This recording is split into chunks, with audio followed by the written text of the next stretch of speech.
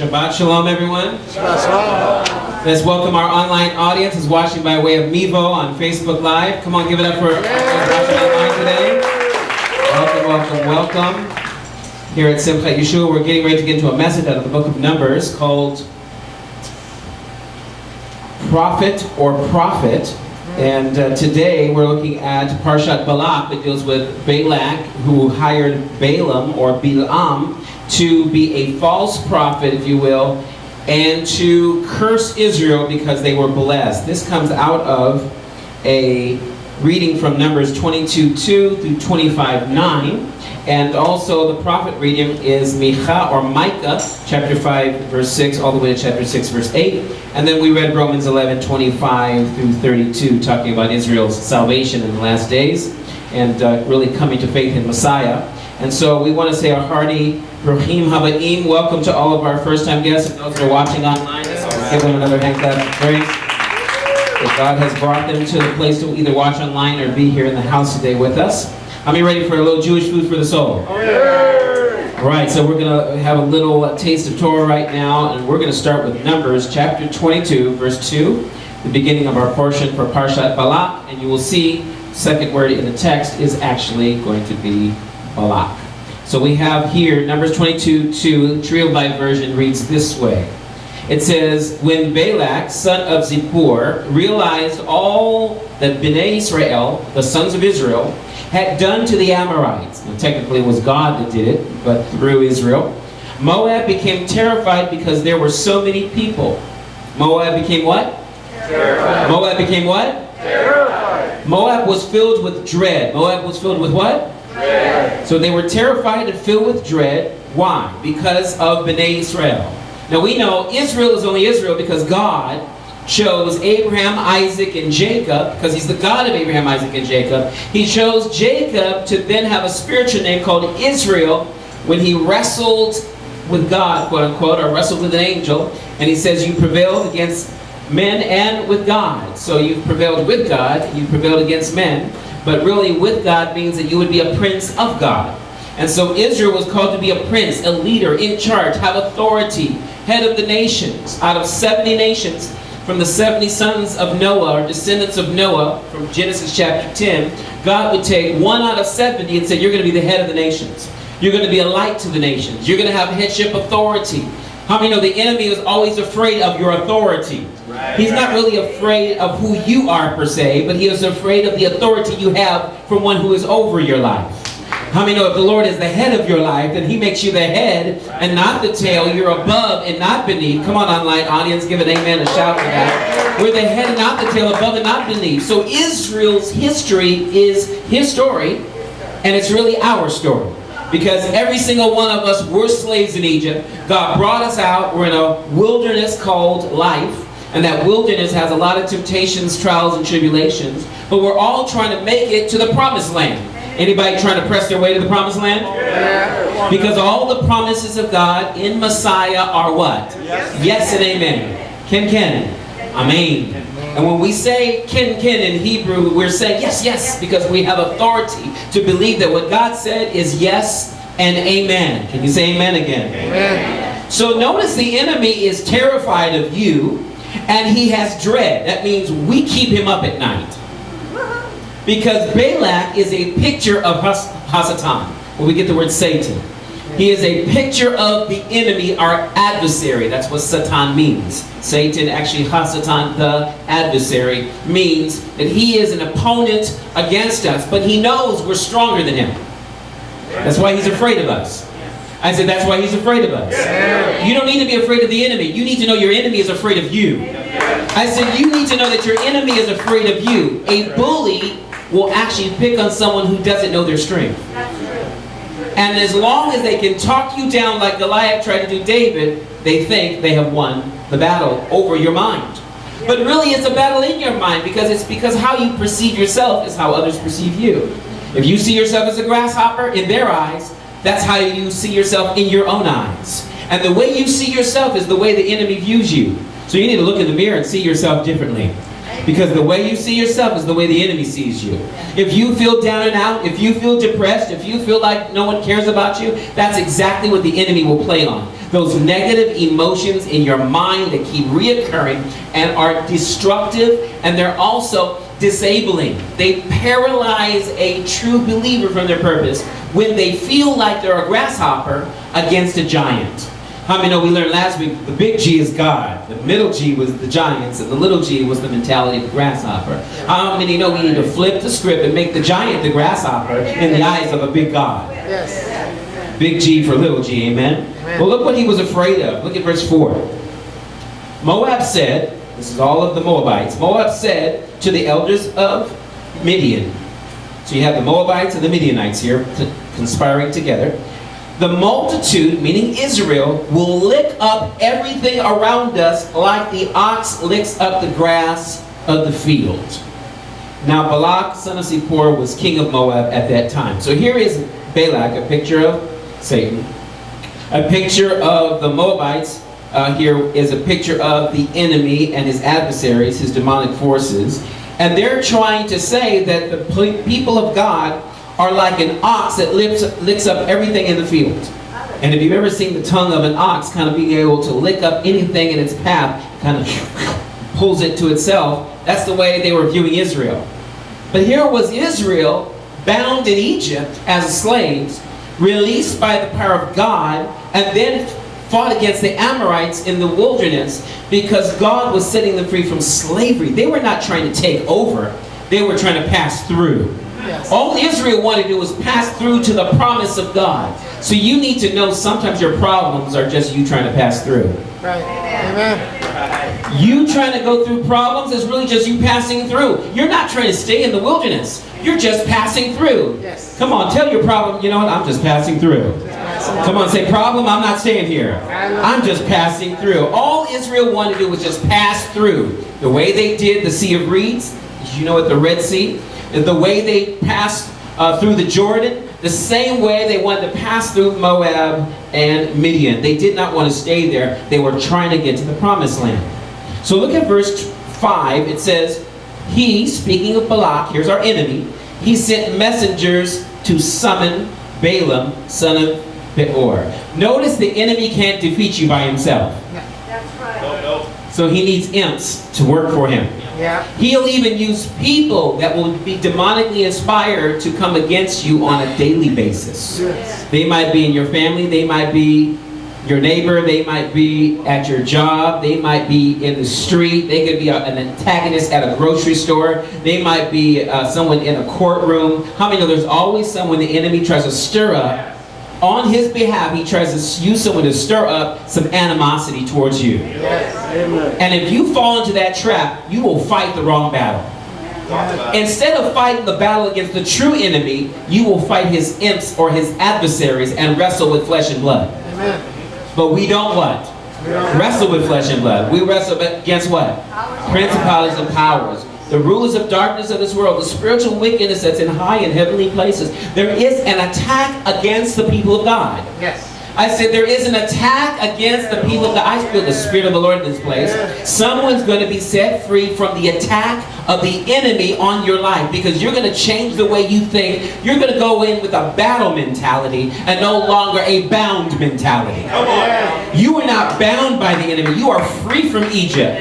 You might be in a wilderness right now, but let me tell you, the presence of God surrounds you like a hedge of protection, like a wall of fire, a fire by night and a cloud by day. We know that the prophecy of Balaam was a paid prophecy. It was paid for by the enemy, but it was purposed by God. God says, I'm going to turn what the enemy meant for bad around for the good. Let me show you how this works out. It says, he sent these messengers at Pethor, near the river in his native land, saying to him, look now, a people has come out of Egypt. Notice he just says a people. Yes. He doesn't want to acknowledge who they are. He just says, well, this group of nomads. But this people have come out of Egypt. See now, they cover the surface of the earth. They're a people, but they're covering everything. They take over. Yeah. How many know we're not here to take sides? No. We're here to take over. So just You might want to move out of our way, enemy. We're taking territory for the kingdom of God. Somebody say amen. Amen. He says, look, they take over the whole surface of the earth, they cover it, and are settled beside me. Look what he says. Come now. Come now. In other words, come on to my side. How many know the enemy is always trying to get someone else to come on his side against you? Yes. You know, 2 or 3 are gathered in his name, there he is in the midst. Well, the enemy always tries to send 2 or 3 against you because he knows the Lord's in your midst. He says, come now. Come over here. Curse this people for me. Here's another reason why the enemy is not powerful enough to curse you. He needs some other circumstance to get it to reverse your blessing into a curse because he can't curse you. Right. Yes. Amen. Some of you are going, but I feel oh me there. Because all your life you've been told that the enemy has power. And you've been told that the enemy can put hexes and curses and witchcraft on you, and the enemy's trying to attack me, and you use language like that. If you've been using language like that over the next 30 days, you need to take the next 30 days and renew your mind to God has more power. God is the victor. I'm the head and not the tail, above and not beneath, blessed going in, blessed going out. Everything I do is backed up by God. Amen. When I'm walking with God. When God is walking with me, when I'm in the cool of the day, on a hot day like today, in the cool of the day, I know God is with me. He's my air conditioning in the heat of the desert in the daytime, and He's my heating system and a light and illumination at the darkest of night. Doesn't matter what you're going through, at the darkest situation, He's my light. Amen. Whom shall I be afraid? He's the strength of my life. When I know He's my light, even in dark places, I succeed. Because I can make it to my destination if I have His light leading me and guiding me in the direction I should be going. If I'm in a bright place, in a light place, in a place where there's full of heat and there's a lot of heat going on in my life, I also trust that He will cool me down and refresh me when I'm going through a place in my life where I feel hot and the journey is too long. Yes. He will not only be your heating system, but He'll be your refreshing breeze when you need Him to be. Right. Look what it says. Come now, curse His people for me. So the devil has to get somebody else to curse you. Because they are too strong for me. Right. One thing you need to know about your enemy. You are too strong for him. Amen. Right. Because even when I am weak, I say, I am strong. My weakest is greater than his largest strength. My weakness, even in my weakness, I'm stronger than the enemy's greatest strength against me. Yes. Because no weapon formed against Israel or against me shall prosper. No weapon. It can be formed, but it won't prosper. Right. People can make plans, but they won't prevail.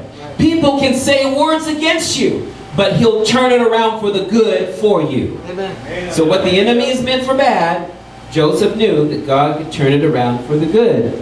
God could do it for Joseph. How many know God could do it for Moses and Israel? He says, perhaps I may be able to defeat them. Notice this. Your enemy is not even convinced. I need somebody to get a revelation today.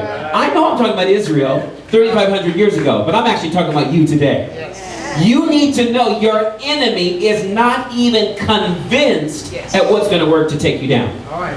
That's why he throws sticks and stones to break your bones, and he thinks that words may hurt you, but he's not sure which word.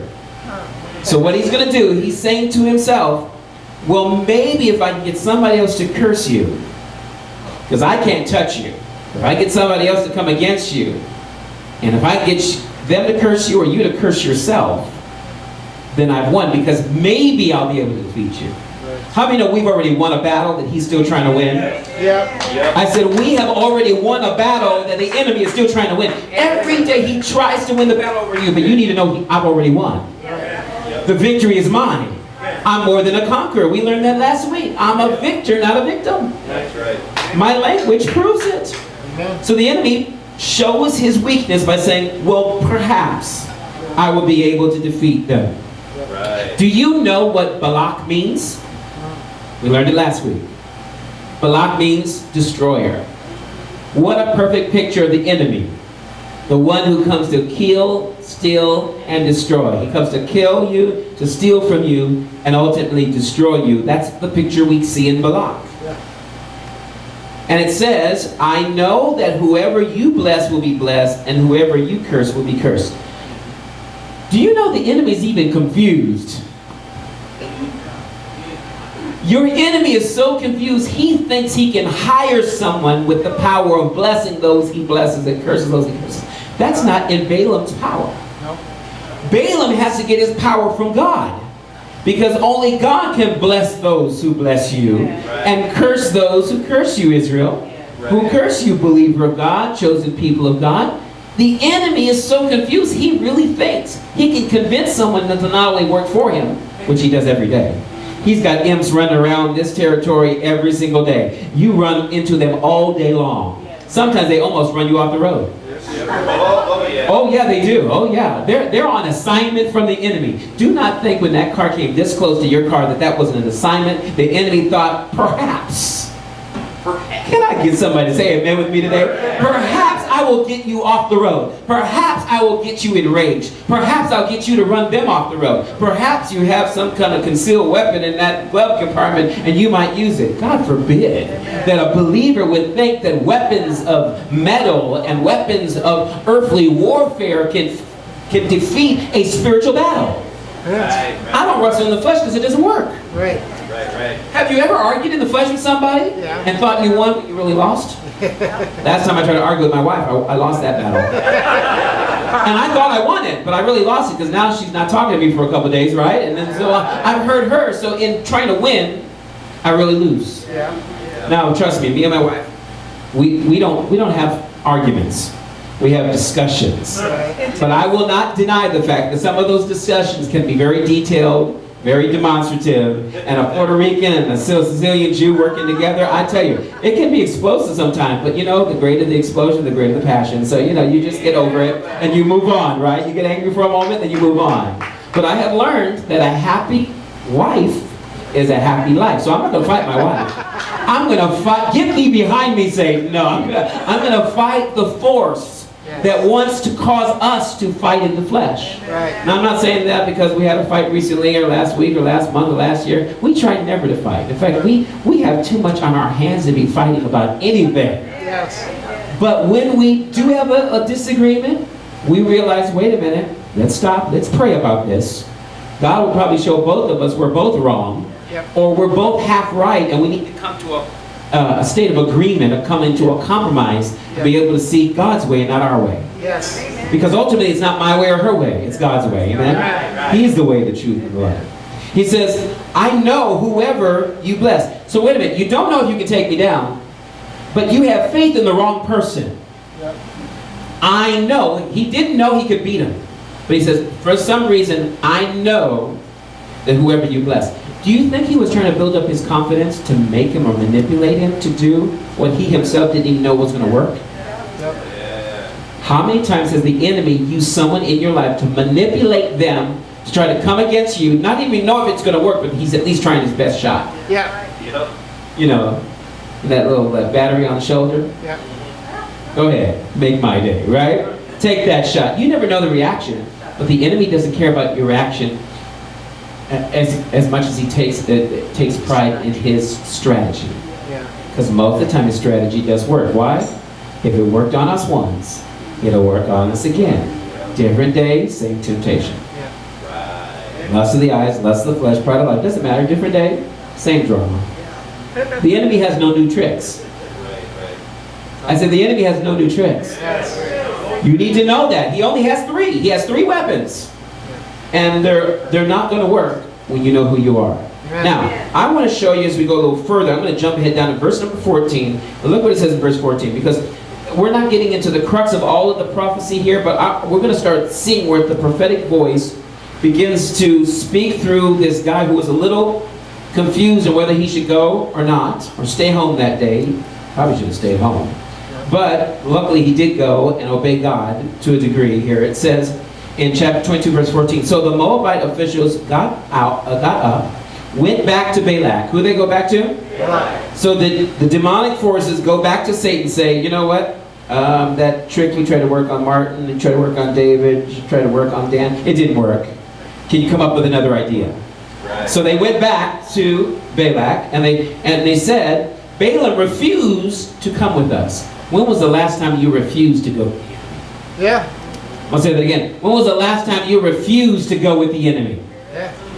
Can you imagine the enemy tried his best temptation at you? Yeah. And you refuse. I mean, you didn't just say no, you refuse. I refuse. I am not going back to who I used to be. I refuse to go back even a year of what I know now. If I would have known then what I know now, I would have never gone that route. But I'm never going that route again because I refuse. Amen.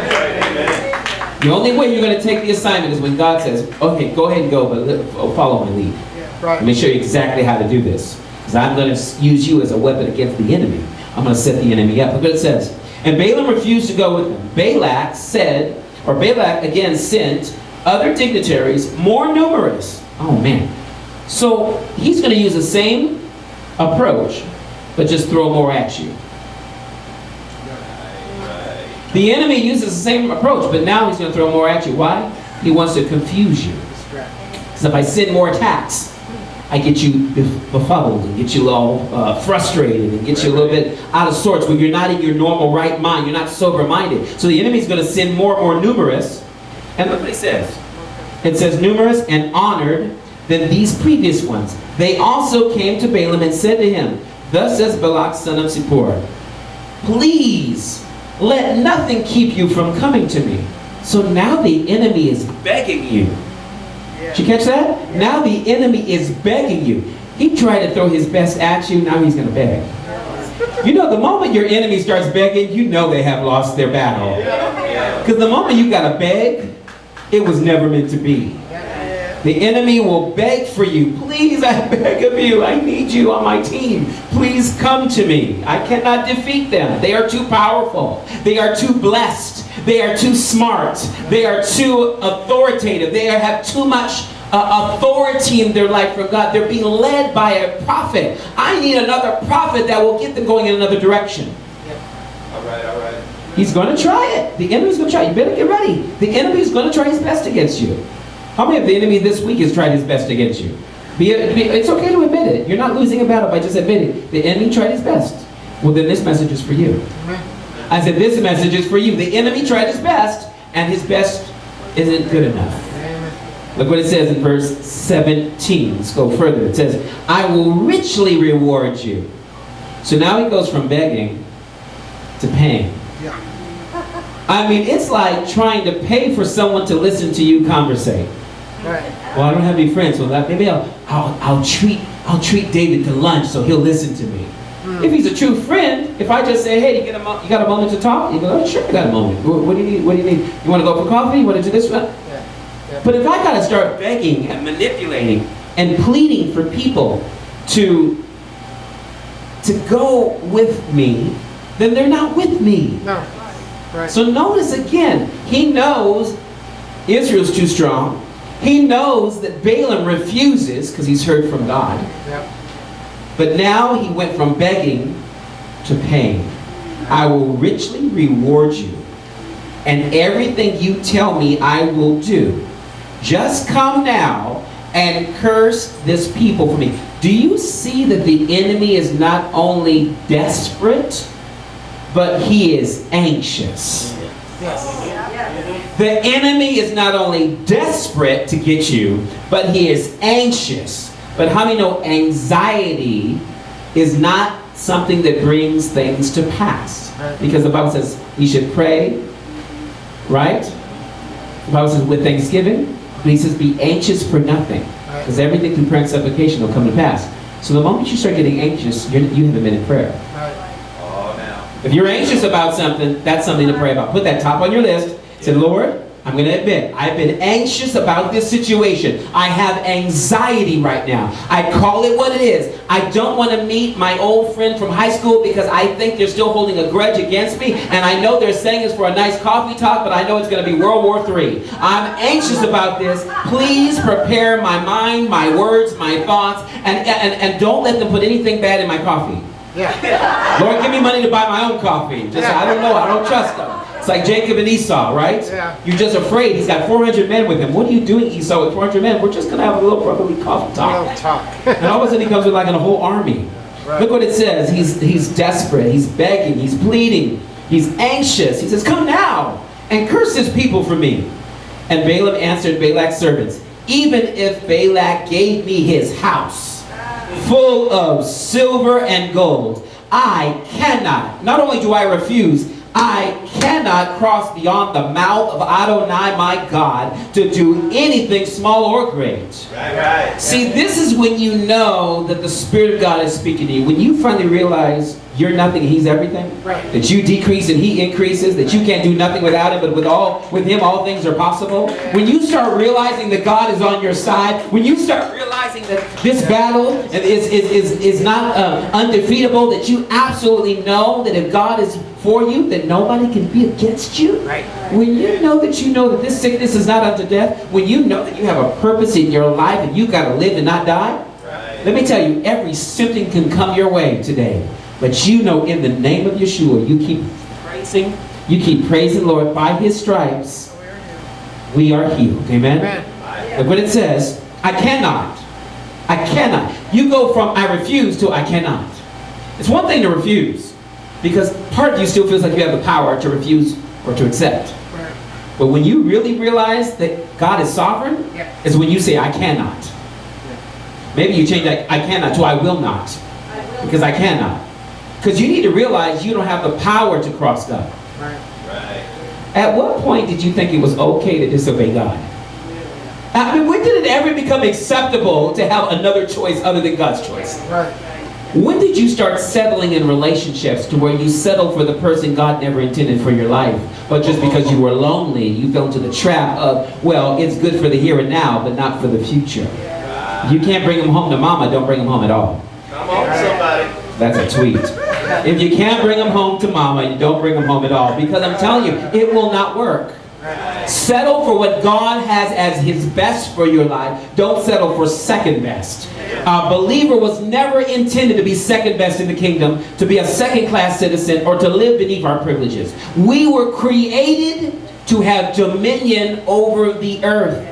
We were created in His image and His likeness. We were not created to fall into the trap of the enemy. We were created to hear the voice of the Spirit of God in the cool of the day and walk with God the way Enoch walked with God. And the way the patriarchs, Abraham, Isaac, and Jacob walked with God. And the moment you start listening to another voice, that's when the enemy, like Peter, who listened to the winds and the waves, began to sink instead of listening to the Master who said, come.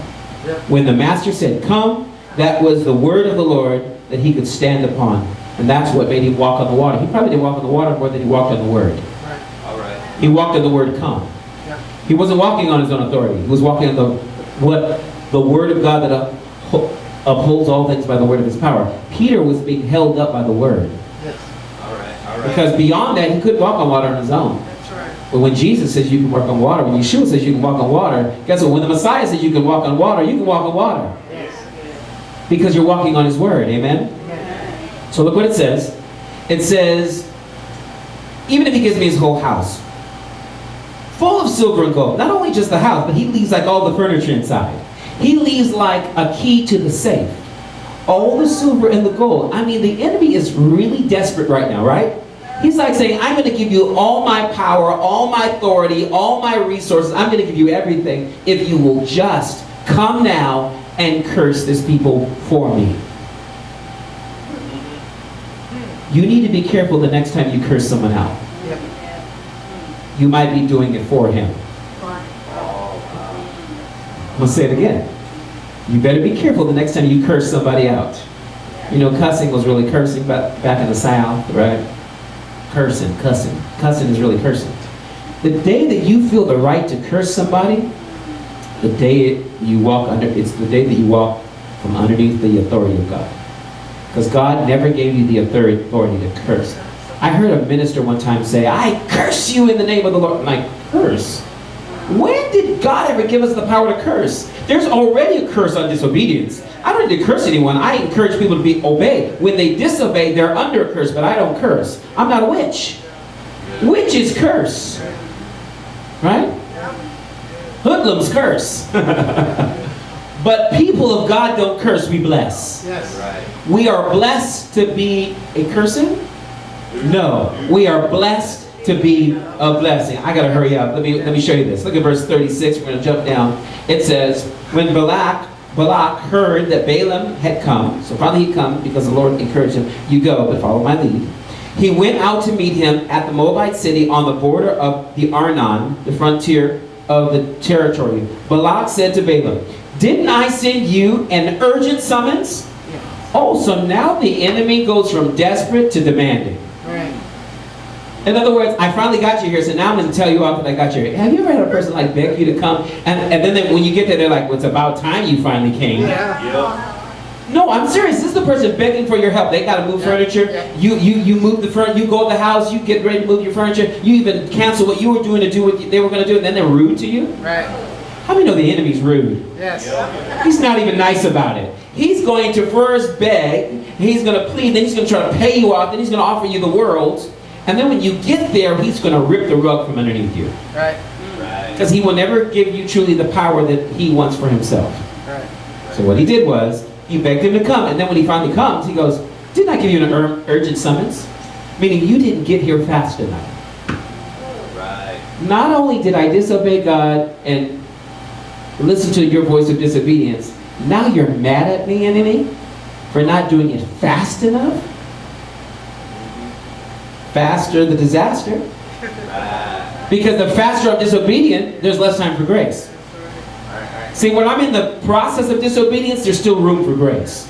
Because on the road to Balak, the voice of a donkey could even talk to me. Right.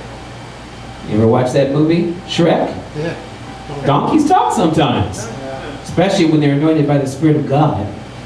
Isn't it sad that when you won't listen to God directly, God will even send an animal, a donkey, to speak to you? Yeah. I mean, that's like the last resort right there. If a donkey's got to talk to you, you know you're not really listening 100% to God. You're partially listening. How many know partial obedience is really disobedience? Yes. First. Partial obedience is really disobedience. Right. And so I've been looking at some things in my life. I'm thinking, you know what? You know, sometimes we pride ourselves in, but I'm doing pretty good because at least I do this. Or at least I do that. Or you know, another thing we always do, we go, well, at least I'm not as bad as the other guy. Right. Right. You know what sometimes the Pharisees would do? Well, at least I'm not like the Gentile sinner. Right.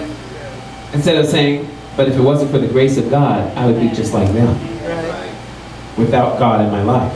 And look what it says. Why didn't you come to me? Now I came, and now you're going to argue with me why I didn't come fast enough. Am I really unable to reward you? Now you're going to question, enemy, whether I'm trusting in your resources or not.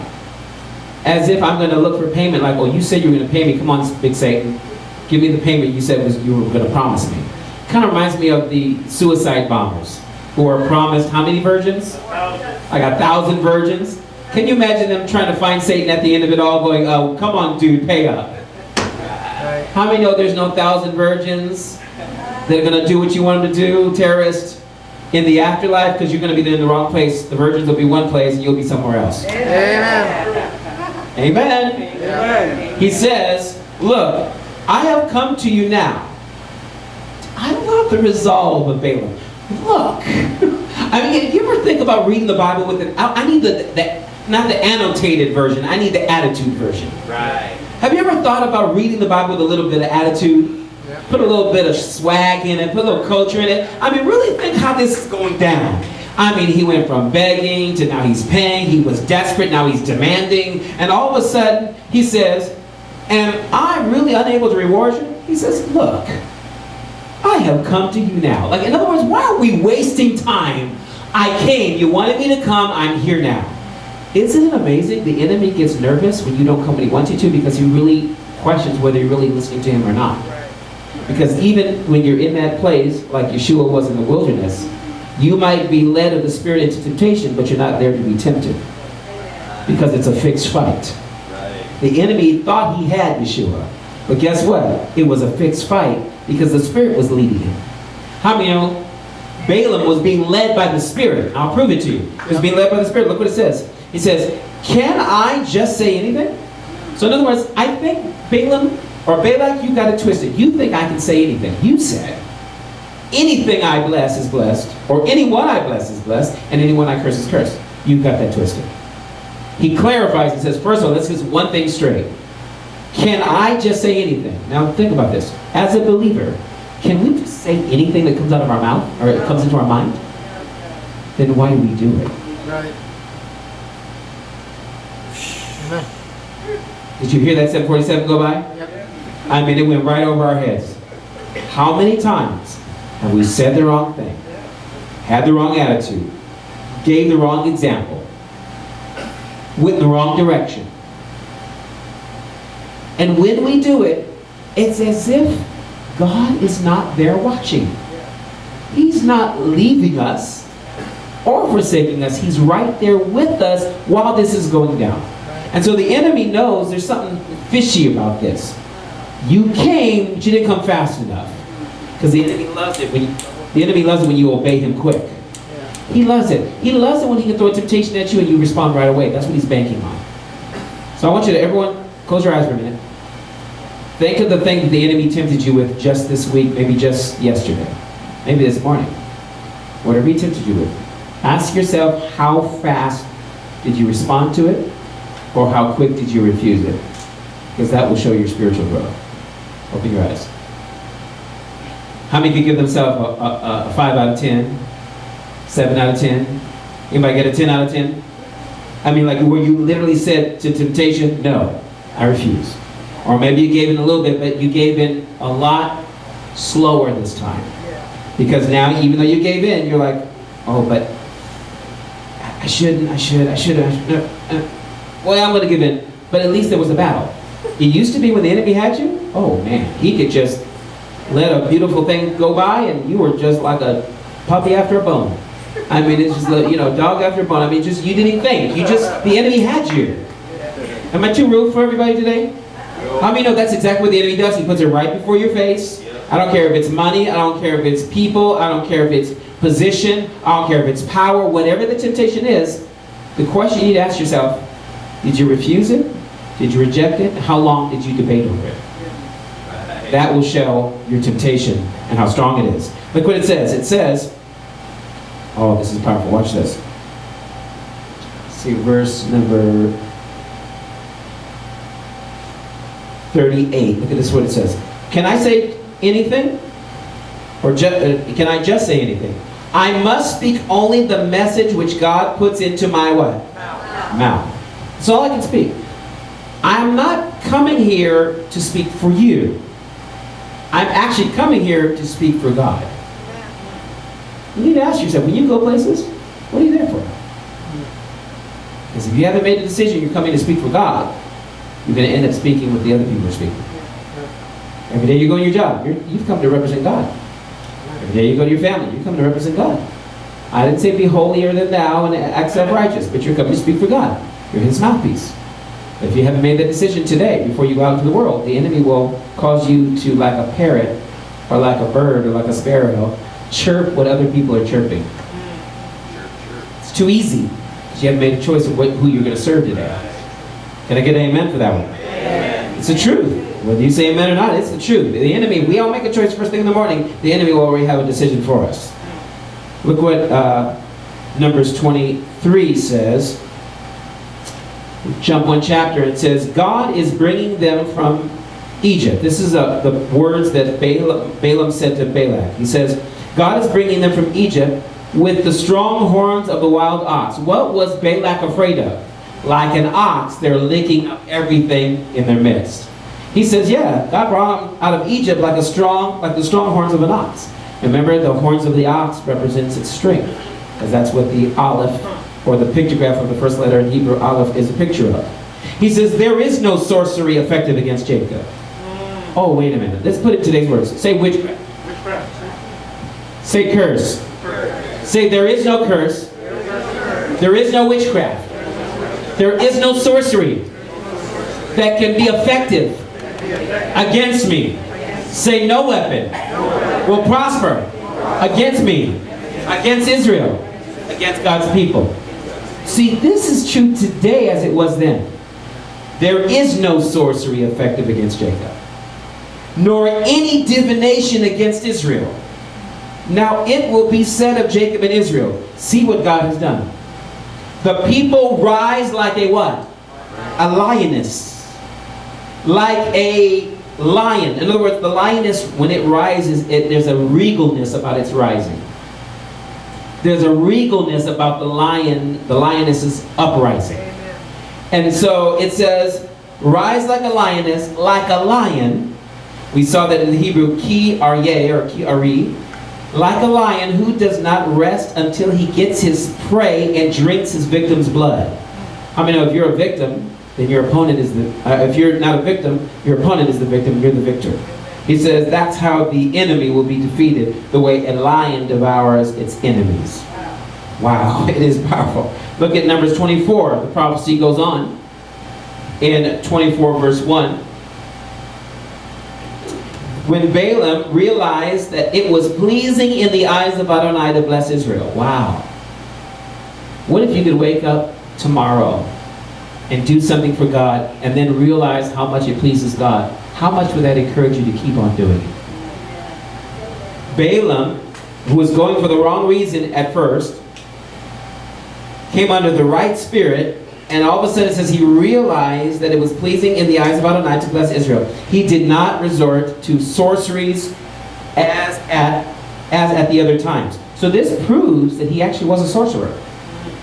Because it says this time he did resort to sorcery when before he did. If he ever was a prophet of God or had a real gift of prophecy, when there's no anointing of the Spirit of God upon you, the result is the leftover remnant, which is sorcery, witchcraft, being a medium, being a channeler. It's a prophetic gift, untrained, without an anointing. It's a prophetic gift, untrained, without an anointing. There's a natural ability within a person with a prophetic gifting to be able to be sensitive to the things of the Spirit of God and to be sensitive to spiritual things in general, even if it's on the dark side. And so, sometimes when a person dies or is close to death or has a near-death experience, they will actually waken up some ability to be very sensitive to the spiritual realm. And what happens when they're not saved in the world, they become psychics. But really that's an untrained, unanointed gift that has never been brought into the true fulfillment of its gift, which is to be a prophet of God. And so sometimes people out there in the psychic realm, they seem to have a lot of knowledge, but it's always past, it's never future. They can't tell you what's going to happen. They'll tell you what's happened because the enemy knows what's happened. And he can just filter that information through them. But only a prophet of God can predict the future. You hear me? Only a prophet of God can predict the future. Watch this. It says, but turned his face toward the wilderness, lifting up his eyes, Balaam saw Israel dwelling by tribes. The Ruach Elohim came over him. What came over him? The Ruach Elohim, the Spirit of God, came over him.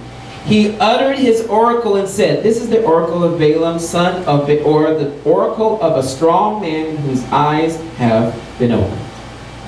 Notice how he calls himself a strong man under the anointing, whose eyes have been opened. So Satan knew he was a strong man, but his eyes were closed to Israel's blessing until God spoke to him. So he says his eyes were open. He had heard God, but now his eyes were open. He saw it for himself. He prophetically was able to look at Israel and saw how blessed they were. Look at verse number 4. It says, the oracle of one hearing,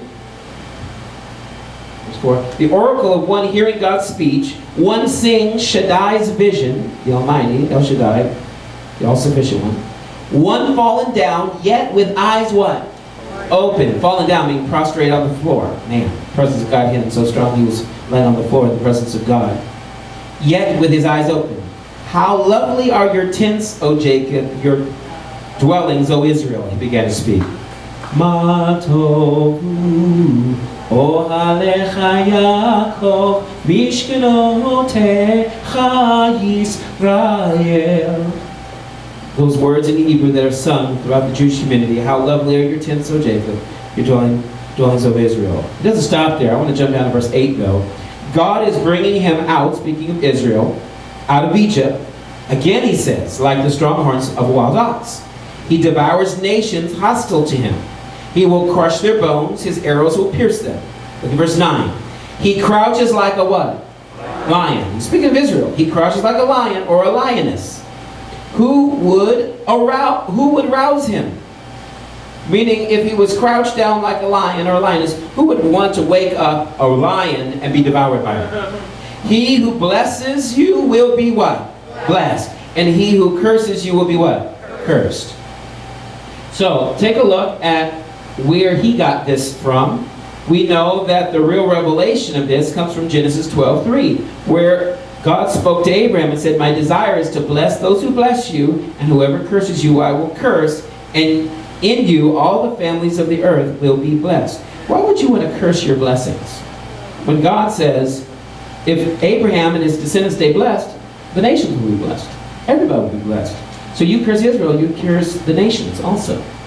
So if we take a look at the prophet reading, I only have one passage to read from the prophet reading because I took the majority of my time on the Torah. How many we got a little deeper into the Torah? We kind of went into the narrative of the Torah. There's a narrative, there's a storyboard going on. Now, I want to show you how the prophet's eyes were opened from sorcery to a real spirit of prophecy. Watch what it says in Isaiah 29, verse number 9, as we get a little nosh from the Navi.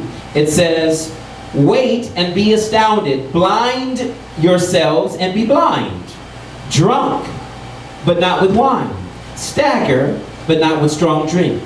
Speaking of Israel, when they're stooped in sin, all the leaders of Israel are blind guides. They're staggering because they're spiritually drunk. "For Adonai has poured out on you a spirit of" what?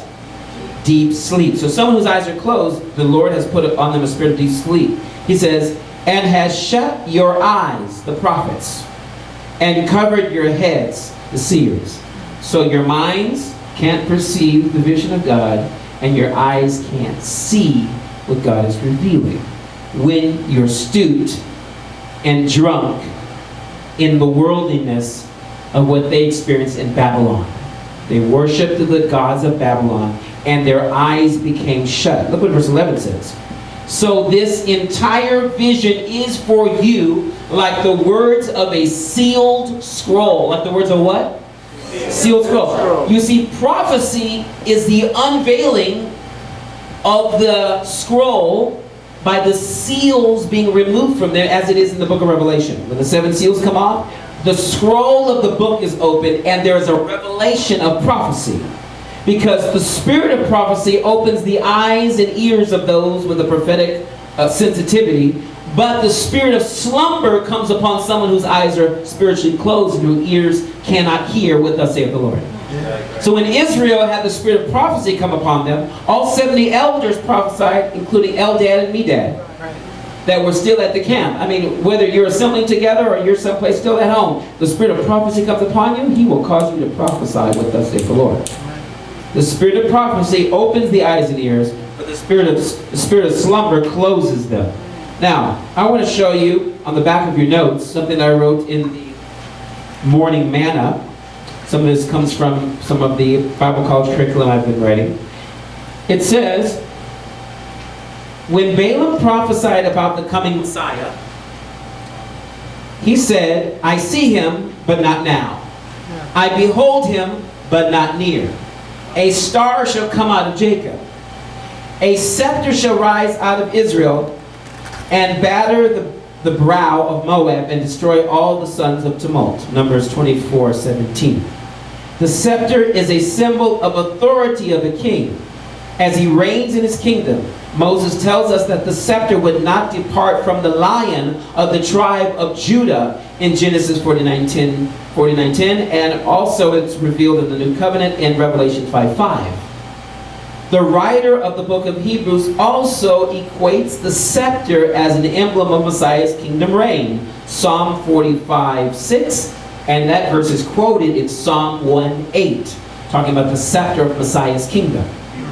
So Hebrews 1:8 quotes Psalm 45:6.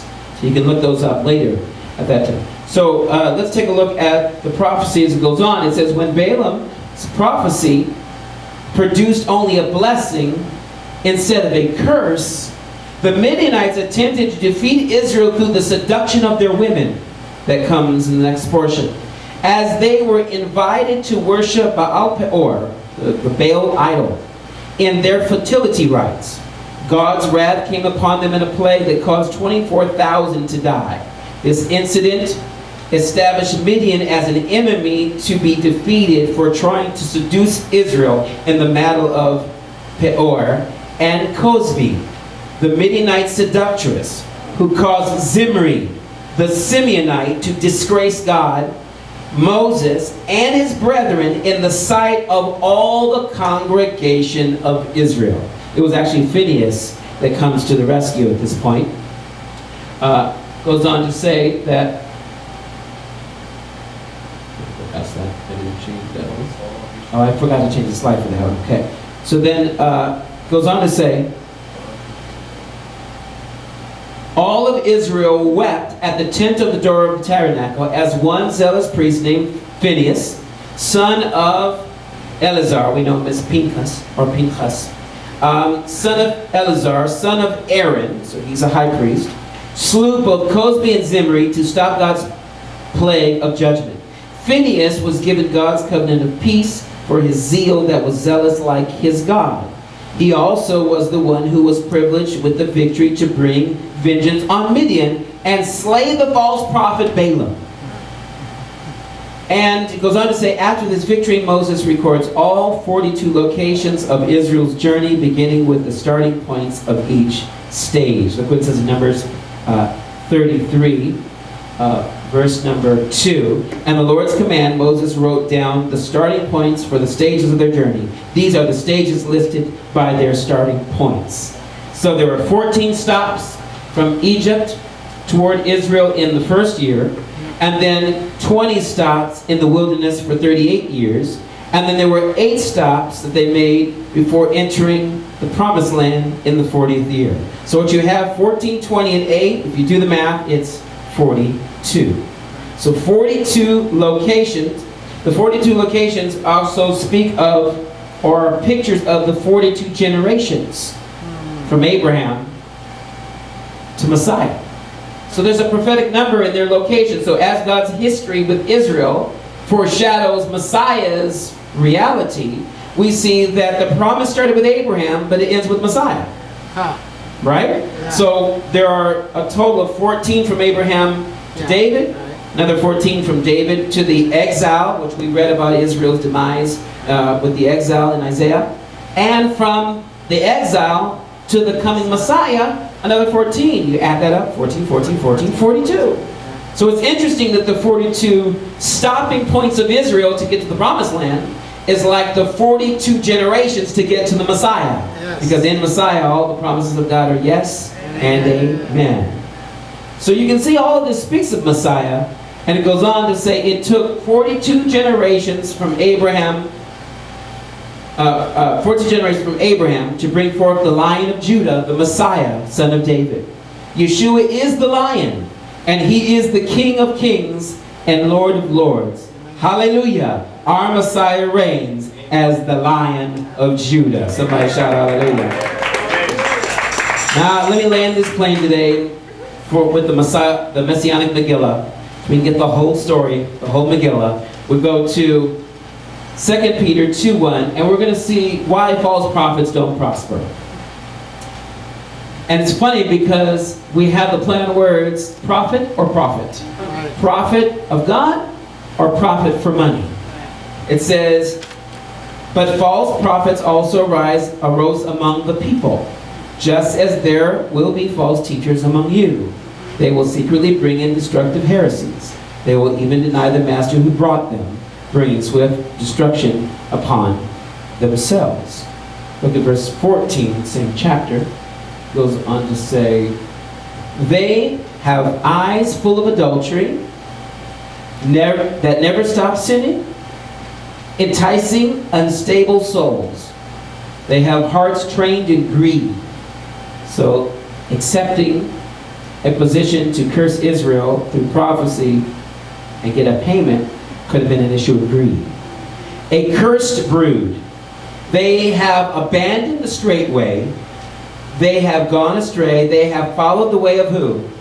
Balaam the son of Beor, who loved the wages or the payment of wickedness. But he received a rebuke for his own wrongdoing. A dumb donkey spoke with a man's voice and put a stop to the prophet's madness. I mean, that's almost a tongue twister right there, but yeah. We all know the story. Again, you can appreciate it when you watch Shrek. So here you have Yehudah or Judah, that also speaks of Balaam. In Judah, there's only one chapter, but we could technically say 1:11. Verse 11 says, "Woe to them," speaking of false prophets, "for they went the way of who? Cain." And what did Cain do? Killed Abel. They were consumed for pay in Balaam's error. So what was Balaam's error? Taking the money. And in Korah's rebellion, they have been destroyed. What was Korah's downfall? His mouth, his evil tongue. Now, look what Revelation 2:12 says. This is a good one. Revelation 2:12 says, "To the angel of Messiah's community in Pergamum," right, which Pergamum means to be married. And this is referring to believers that are choosing to be married to the world. It says, "Thus says the one who has the sharp two-edged sword," which is the word of God, "I know where you live, where Satan's throne is." I mean, I know that literally where you live, Satan is worshipped. Idols are worshipped there. There's statues and idols for Satan to be worshipped there. He says, "Yet you continue to hold firm to my name, and you do not deny your faith," kind of like when Balaam refused, "in me, even in the days of Antipas, my faithful witness, who was killed among you where Satan resides." Now, goes on in verse 14 to say, "But I have a few things against you. You have some there who hold to the teaching of who? Balaam, who was teaching Balak to put a stumbling block before Bnei Israel." So wait a minute. He couldn't curse them. But what's the stumbling block? I read it in the commentary. It says to eat food sacrificed to idols and commit sexual immorality. So when Zimri and Cosby were doing their thing, and Phinehas had to come slay the both of them, there was a whole party going on that was created from their sexual escapade. All of a sudden, this fertility rite that they were doing, that they do in Moab and Midian and other nations of the pagan world, throughout the pagan world except for Israel, or whenever Israel was obeying God, because sometimes they did follow those idols. It said they were teaching what Balak was teaching Balaam. You couldn't curse them with your prophecy, because it turned into a blessing, but tempt them with sexual immorality. With this food that's sacrificed to idols and commit sexual immorality. Wow. Look at what verse 1 Peter 4:10 tells us to do if we're going to be a real oracle of God, a real prophet of God. It says, "As each one has received a gift, use it to serve one another, as good stewards of the many-sided or manifold grace of God. Whoever speaks, like Balaam, let it be as one speaking the utterances of God." Remember, while the spirit of prophecy was upon him, he said, "I can't speak anything that God hasn't put in my mouth. I cannot curse what God has blessed." So under that anointing, he at least was able to operate under that function as a prophet of God. It says, "So in all things may God be glorified through Messiah Yeshua, all glory and power to him forever and ever. Amen." Now, we need to take the gift that we have and not use it for sorcery, not use it for psychic ability, but use it for prophetic fulfillment. Because without the spirit of prophecy, we will fall into the spirit of slumber. Our eyes will be closed and our ears will be shut. And we will not hear the voice of God. So we will have to mimic, we'll have to manipulate, and we will have to deceive people. And that means handle the word of God deceitfully. So there are people that teach heresy and destructive doctrines and are operating under a false anointing that is given by the enemy. And they claim to be prophets, and they claim to be this, and they claim to be that, but they are offering nothing but mashugana. It's mashugana, it's crazy making that they're doing this, because they're doing what the Apostle Paul told us not to do. And what he said he himself and his apostles did not do. Look what it says in 2 Corinthians chapter 4, verse 1. "For this reason, since we have this ministry, just as we received mercy, we do not lose heart. Instead, we renounce the what? Hidden, shameful ways, not walking in deception or distorting the word of God, but commending ourselves before God to everyone's conscience by the open proclamation of the truth." And my last verse is going to come from Revelation 19:10. And it says, John said, "I fell down at his feet and worshipped him," speaking of Yeshua. But he said to me, see that you do, or the, actually, excuse me, this is the angel. But he said to me, see that you do not do that. For I am a fellow servant, the angel said, a fellow servant with you and your brothers and sisters, who hold to the testimony of Yeshua. Does anybody here hold to the testimony of Yeshua? Yes. Hold to the testimony of Yeshua. He said, worship God. He said, worship who? God. You know, sometimes we get this confused and twisted when it comes to prayer and to Right. worship. Right. We're actually supposed to worship our Heavenly Father. Right. Worship God. I can thank and praise Yeshua for what He's done. Yeah. But Yeshua wants all praise to go to His Father. Yes. The works He did it for the Father's glory, not for His own. The glory He had was from the Father. The work He did was from the Father. He tells us to worship God, our Father.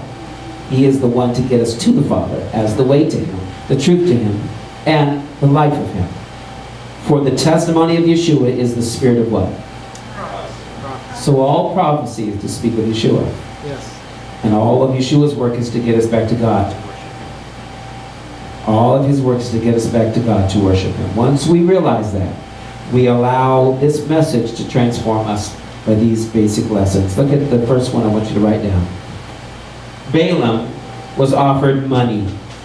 Literally, money for profit. He was a prophet for profit. Oh, didn't click. There you go. Balaam was offered money to curse Israel out of their blessing. You need to know that the enemy is trying to use someone to curse you out of your blessing. So the next time someone curses at you, don't curse them back, because you will curse yourself right out of your blessing. You know how to heap coals of fire on someone's head? Treat them with kindness when they've cursed you out. Treat them with kindness. Number 2, true prophets have their eyes and ears open to the vision of Adonai. True prophets have their eyes and ears open to the vision of Adonai.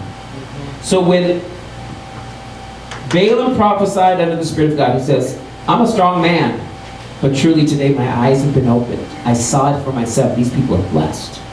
All I can say is, how good are your tents, O Jacob? Your dwelling places, O Israel. Here you are in the wilderness, but your place where you dwell is beautiful. Can you imagine Balaam seeing the Shekinah glory resting over Israel as a cloud by day and maybe even a fire by night? He saw the beauty of the worship that was going on, and he probably loved it and just said, this is beautiful. Everybody's united around one cause, the worship of God.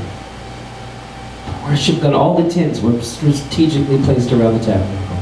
The worship of God. Number 3, prophecy is a sealed scroll until the spirit of prophecy comes upon us. Prophecy is like a sealed scroll. We will not understand it until the Spirit, the Holy Spirit of prophecy that inspired those prophetic words, comes upon us and shows us with eyes open and ears to hear what thus saith the Lord. And then number 4, our final thought from our final verse. The testimony that Yeshua is the Messiah is the focus and spirit of prophecy. Amen. I would say the greatest thing that Bil'am ever prophesied about Israel was the coming of the Messiah. Yes. He goes, I see him, but not now. I see a star of Jacob. I see a scepter of a kingdom. I see this. It's not going to happen yet, but it's coming. The greatest thing he ever prophesied. And when the spirit of prophecy came upon him, was the coming Messiah. He's come as a lamb, but when he comes back, he's coming as a lion. Mark, would you come? Would you praise the Lord as you receive this message today? Amen. Come on, if you receive it, give God a praise. Stand to your feet today as we pronounce the blessing of number 624 through 26 over your life.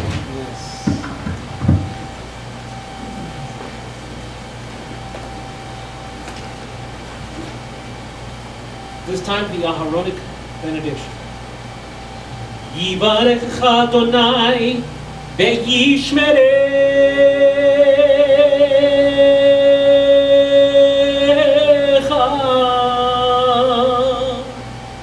Yair Adonai panav elecha vichuneka.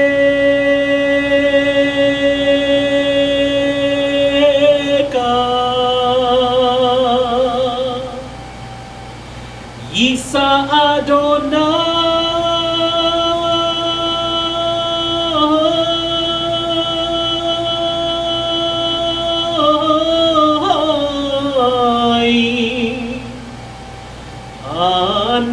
Elecha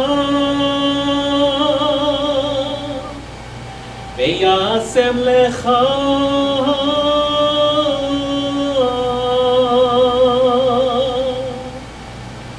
Shalom.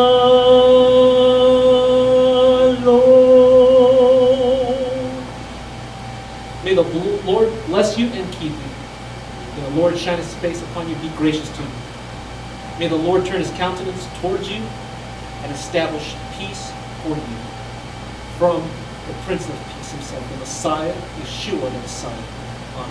Amen. Shavua Tov. Go to.